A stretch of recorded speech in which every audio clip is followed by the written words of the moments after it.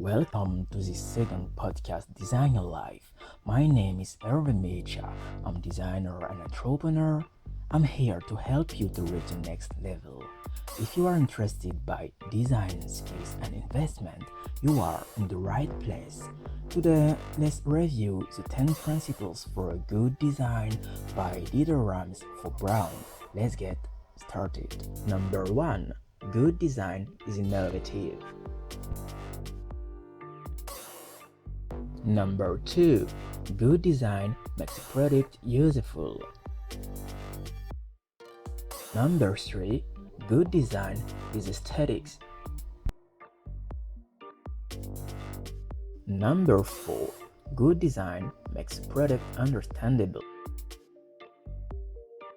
Number 5. Good design is honest. Number 6. Good design is unobtrusive. Number 7. Good design is long-lasting. Number 8. A good design is thought down to the last detail. Number 9. Good design is environmentally friendly.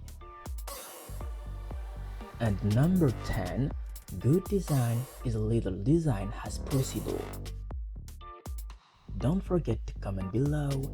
Tell me what do you think about these 10 principles for a good design by RAMS for Brown.